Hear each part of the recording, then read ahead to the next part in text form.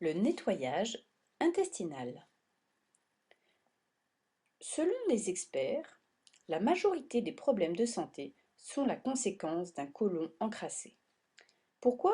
Simplement à cause des habitudes de manger et de boire des aliments chargés de conservateurs, de produits chimiques, de farine blanche, de sucre, de graisse, d'aliments dérivés du lait, du tabac, de l'alcool et même de l'air que nous respirons. Cela provoque une accumulation de matière fécale qui stagne dans le conduit intestinal. Le côlon est un système d'évacuation, mais avec la négligence et les abus, il devient une poubelle. Quand il est propre et normal, nous sommes bien et heureux.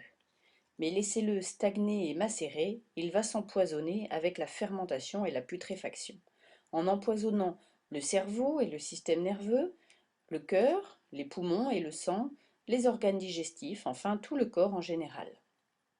Imaginez-vous, si vous ne vous brossiez pas les dents pendant 5 mois, qu'est-ce qui se passerait avec votre bouche?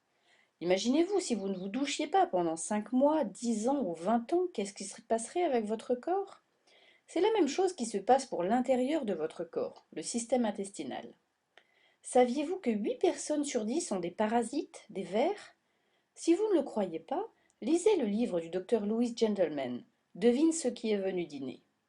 Savez-vous que n'importe quelle personne ordinaire porte entre 1,5 kg et jusqu'à 12 kg de matière fécale, des excréments, dans le côlon?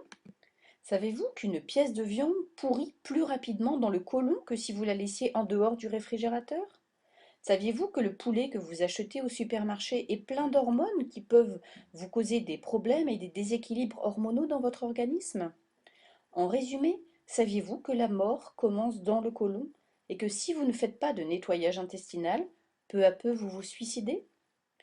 L'accumulation de matière fécale peut causer un état de putréfaction qui peut avoir pour résultat de nombreuses maladies comme le diabète, l'inflammation du foie, la constipation, la fatigue, le surpoids, des rides de vieillissement prématuré, l'hypertension, le cholestérol, des poumons faibles, des odeurs désagréables, des cernes, des maux de tête, des migraines, des cancers, des problèmes de peau comme le psoriasis, comme l'acné et bien d'autres. L'an dernier, plus de 150 000 personnes sont mortes du cancer du côlon au Mexique. Le docteur John Christopher, scientifique international et auteur de nombreux ouvrages sur la nutrition, affirme que la majorité des maladies sont les conséquences d'intoxication et de déficiences dans le corps. Le narrateur va raconter donc ce qui lui est arrivé, il y a près de 10 ans en arrière. Je me trouvais dans un mauvais état de santé, comme beaucoup d'entre vous sans doute aujourd'hui. Je perdais mes cheveux, j'avais un gros ventre, des yeux cernés, je sentais des pieds, peu importe le nombre de fois par jour que je pouvais les laver. J'avais le foie enflammé, je me sentais faible, et déjà à partir de 3 heures de l'après-midi, je m'asseyais dans un fauteuil et je m'endormais pour 2 ou 3 heures sans envie de faire quoi que ce soit.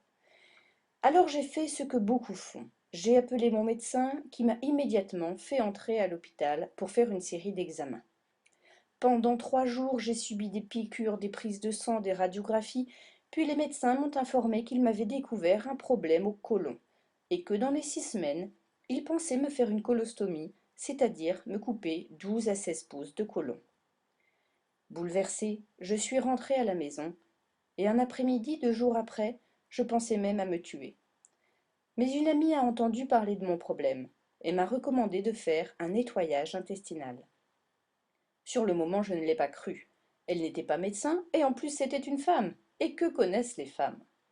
Cependant, elle, très intelligente et se rendant compte de ma stupidité, insista pour que je rencontre un docteur en naturopathie. Et lui, conscient de mon problème, me recommanda un nettoyage intestinal. J'ai suivi ses instructions pour ce nettoyage intestinal et presque immédiatement, j'ai commencé à évacuer des excréments noirs et très malodorants qui me donnaient envie de vomir. C'était comme ça tous les jours, j'allais 3 ou 4 fois aux toilettes, et petit à petit j'ai commencé à me sentir mieux. J'ai commencé à perdre du poids, mon gros ventre a commencé à dégonfler, les taches sur le visage et les cernes ont disparu. Mon inflammation du foie a disparu également et j'ai perdu 2 pouces de tour de taille. Quand je me suis présentée à l'hôpital 6 semaines plus tard pour l'opération, j'ai insisté pour que les docteurs me refassent des radios et des examens, ou sinon je refusais qu'ils m'opèrent. Ils étaient très réticents, mais ils l'ont fait. Et ils ont découvert, avec une grande surprise, que j'avais le côlon le plus propre et le plus sain qu'ils avaient jamais vu, et qu'en conséquence, je n'aurais pas besoin de l'opération. Quelques jours après, j'ai été étudiée avec ce docteur en naturopathie, et j'ai vu de mes propres yeux de nombreuses personnes qui avaient pu cesser leurs injections d'insuline, des gens qui avaient été paralysés et qui remarchaient, des malades du cancer qui avaient guéri, etc.